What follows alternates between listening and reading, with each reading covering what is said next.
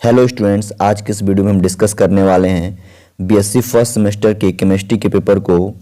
और इसमें हम डिस्कस करेंगे फंडामेंटल केमिस्ट्री यानी CHE 102। यहाँ पे आप देख सकते हैं पेपर कोड लिखा हुआ है CHE 102। इसको हम डिस्कस करेंगे। तो आइए कि करके इसके क्वेश्चंस को हम देखते हैं कि किस तरह के क्वेश्चंस 2022-23 में पूछे गए थे और उसी के अकॉर्डिंग क्वेश्चंस आपके इस एग्जाम में पूछे जाएंगे। तो हमारा जो पहला क्वेश्चन है कह रहा है कि विच of the following molecule can exhibit intermolecular hydrogen bonding. कौन सा मॉलिक्यूल जो है जो इंटरमॉलिक्यूलर हाइड्रोजन बॉन्डिंग को एग्जिबिट करता है यानी प्रदर्शित करता है।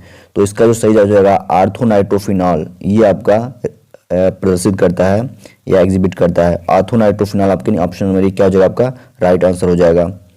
क्वेश्चन नंबर सेकेंड है आपका Which of the following molecule is not an example of sp hybridization। कौन सा मॉलिक्यूल है जो एग्जाम्पल नहीं है sp हाइब्रिडाइजेशन का।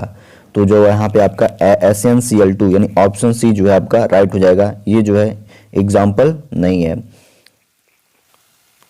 क्वेश्चन नंबर 3 है आपका predict the correct order of bond angles of hydrides of group 16 elements.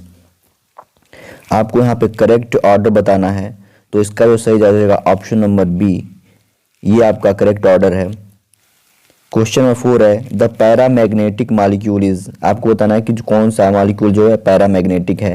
तो O2 जो है वो पैरामैग्नेटिक है। तो ऑप्शन बी आपका राइट हो जाएगा।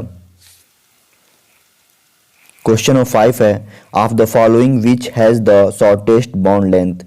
किसके पास शॉर्टेस्ट बॉन्ड लेंथ है। तो इसका सही जवाब हो जाएगा NO+। ऑप्शन सी क्या हो जाएगा, आपका राइट आंसर हो जाएगा। क्वेश्चन नंबर 6 है आपका which one of the following is not A correct order of ionic radii. कौन सा करेक्ट ऑर्डर नहीं है। तो यहाँ पे जो आपका पहला है वो करेक्ट ऑर्डर है, दूसरा जो है आपका करेक्ट ऑर्डर नहीं है। तो ऑप्शन बी क्या हो जाएगा, आपका राइट आंसर हो जाएगा। क्वेश्चन नंबर 7 है the recently discovered element flerovium belongs to. जो फ्लोवेरियम है वो आपका किस में बिलोंग करता है या और ये रिसेंटली डिस्कवर्ड हुआ है। तो ये जो बिलोंग करता है P ब्लॉक में। तो ऑप्शन बी आपका राइट हो जाएगा। क्वेश्चन नंबर 8 है आपका the family of element with the highest ionisation enthalpy. किसका हाईएस्ट आयोनाइजेशन एंथैल्पी है। तो ये जो है आपका HENEAR यानी ऑप्शन ए क्या हो जाएगा, आपका राइट आंसर हो जाएगा। क्वेश्चन नंबर 9 है आपका the set representing the correct order of first ionization potential. तो इसका जो सही जवाब हो जाएगा ऑप्शन नंबर ए। ये आपका फर्स्ट आयोनाइजेशन पोटेंशियल का ऑर्डर को करेक्ट ऑर्डर रिप्रेजेंट कर रहा है। क्वेश्चन नंबर आपका 10 है maximum -I inductive effect is exerted by the group. ये किस ग्रुप के द्वारा जो है मैक्सिमम -I इंडक्टिव इफेक्ट प्रदर्शित किया जाता है। तो ये जो प्रदर्शित किया जाता है या एग्जर्ट किया जाता है वो आपका NO2 के द्वारा। यहाँ पे ऑप्शन डी क्या हो जाएगा, आपका राइट हो जाएगा।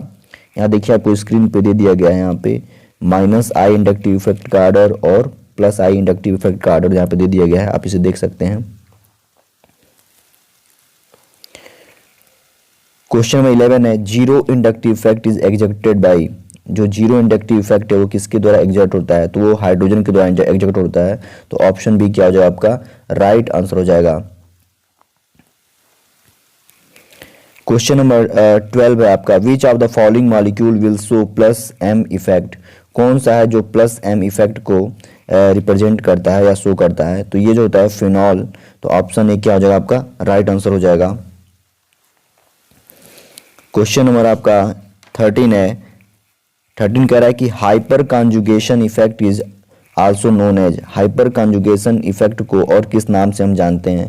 तो इसको हम बेकर नाथन इफेक्ट से भी जानते हैं और नो बॉन्ड रेजोनेंस इस नाम से भी जानते हैं। तो ये दोनों नाम आप जाने जाते हैं। तो ऑप्शन सी क्या हो जाएगा, आपका राइट आंसर हो जाएगा। क्वेश्चन नंबर 14 है आपका which noble gas does not form clathrates. कौन सा नोबल गैस है जो क्लेथरेट्स फॉर्म नहीं करता है। तो इसका जो सही जवाब है ऑप्शन नंबर सी। हीलियम जो है क्लेथरेट्स फॉर्म नहीं करता है। क्वेश्चन नंबर 15 है which one of the following में बी डिस्क्राइब्ड एज इलेक्ट्रोफाइल। कौन सा इसमें इलेक्ट्रोफाइल है। तो आपको ये बताना है कि इलेक्ट्रोफाइल कौन होगा। तो इसका सही जवाब हो जाएगा ऑप्शन नंबर सी CH3CH2+ जो है वो इलेक्ट्रोफाइल है। क्वेश्चन 16 है ए न्यूक्लियोफाइल इज, एक न्यूक्लियोफाइल जो है वो कौन है, तो ये होता है लुईस बेस। तो ऑप्शन सी क्या हो जाएगा आपका राइट आंसर हो जाएगा। क्वेश्चन नंबर 17 है आपका homolytic fusion of CC bond leads to the formation of, ये किस तरह का फॉर्मेशन होता है, तो ये फ्री रेडिकल्स फॉर्मेशन होता है। तो ऑप्शन सी क्या हो जाएगा आपका राइट आंसर हो जाएगा। क्वेश्चन नंबर 18 है the hybridization of carbon atom bearing the negative charge in carbanion, तो ये इसका जो सही जवाब हो जाएगा ऑप्शन नंबर सी sp3 हाइब्रिडाइजेशन। ठीक है, क्वेश्चन नंबर 19 देखते हैं हम लोग। क्वेश्चन नंबर 19 कह रहा है ambident nucleophile is, ambient nucleophile कौन है इसमें, तो इसका सही जवाब ऑप्शन नंबर सी Cn- जो है एम्बिडेंट न्यूक्लियोफाइल है। क्वेश्चन नंबर 20 कह रहा है which of the following is not a Lewis acid, कौन सा है जो लुईस एसिड नहीं है यहाँ पे, तो ये जो है आपका BaCl2, ऑप्शन सी क्या जो आपका राइट आंसर हो जाएगा।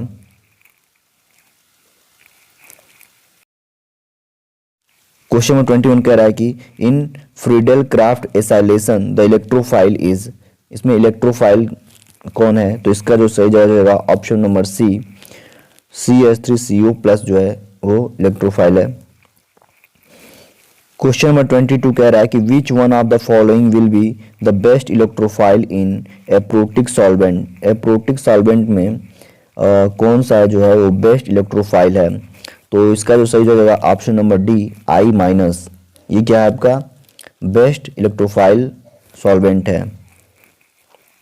क्वेश्चन नंबर 23 कह रहा है कि which one is neutral electrophile, कौन सा है न्यूट्रल इलेक्ट्रोफाइल, तो यहाँ पे आपको दिया NH3H2O और ROH, तो ये सभी क्या है आपके न्यूट्रल इलेक्ट्रोफाइल हैं। तो ऑप्शन डी क्या हो जाएगा आपका राइट आंसर हो जाएगा।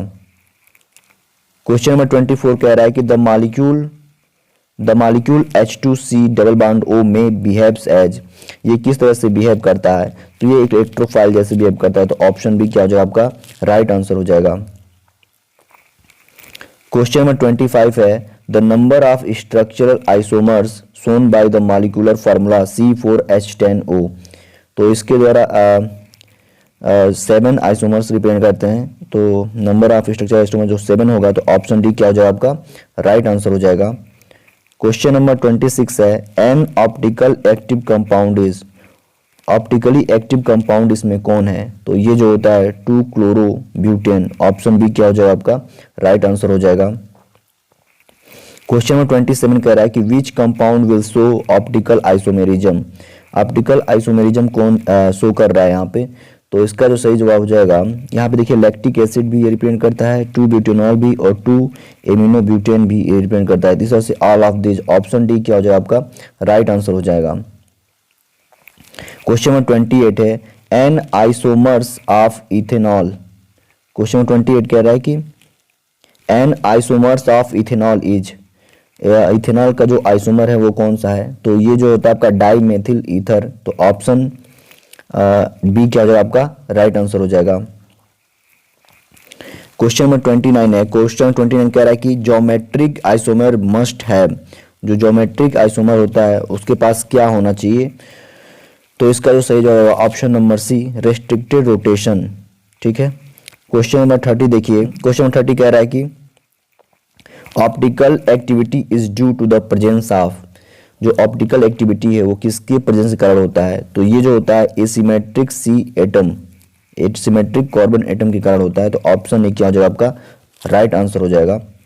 क्वेश्चन नंबर 31 कह रहा है कि विच of the following is not a magic number of element, कौन सा इसमें मैजिक नंबर नहीं होता है, तो इसका जो है option number C 10।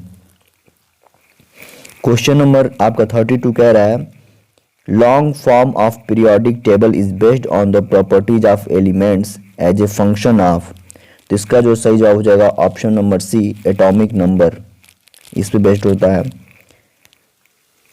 Question number 33 कह रहा है कि the elements belonging second period are called, second period से जो एलिमेंट्स होते हैं उन्हें हम क्या कहते हैं, तो इन्हें हम कहते हैं नॉर्मल एलिमेंट्स। तो ऑप्शन ए क्या हो जाएगा आपका राइट आंसर हो जाएगा।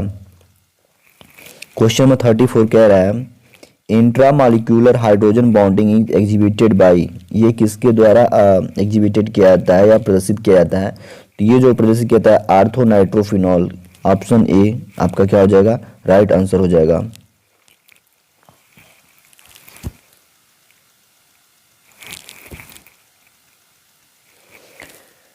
क्वेश्चन नंबर 35 कह रहा है कि विच of the following is not possible covalency of chlorine in the molecule. कौन सा जो है वो पॉसिबल कोवैलेंसी ऑफ क्लोरीन नहीं है? तो ये जो है आपका HCl is equal to 3। Option C क्या हो जाएगा आपका? राइट आंसर हो जाएगा। क्वेश्चन नंबर 36 क्या कह रहा है? क्वेश्चन नंबर 36 है डी ऑर्बिटल।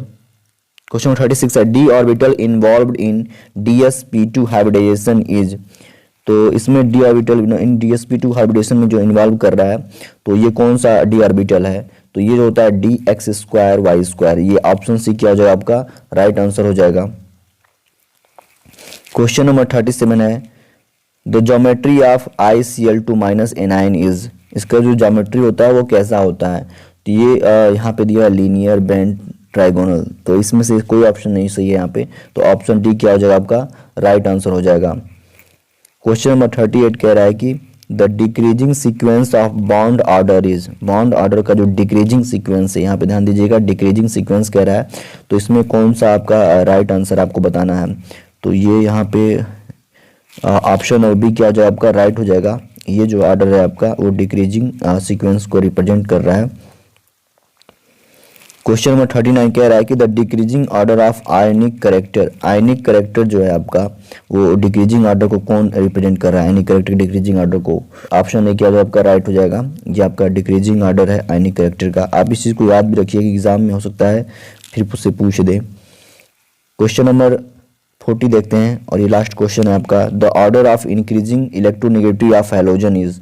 जो इलेक्ट्रोनेगेटिविटी का इंक्रीजिंग ऑर्डर है हैलोजन का वो कौन सा है? तो ये हो जाएगा आपका ऑप्शन नंबर ए राइट। तो ये आपके 40 क्वेश्चंस हो गए हैं। पिछली बार आपसे 40 क्वेश्चन ही पूछे गए थे, बट इस बार के एग्जाम में आपसे 50 क्वेश्चंस पूछे जाएंगे। आई होप आपको ये वीडियो पसंद आया, और वीडियो पसंद आए तो इसे लाइक से सब्सक्राइब करना नहीं भूलिएगा। Thank you for watching. Thank you.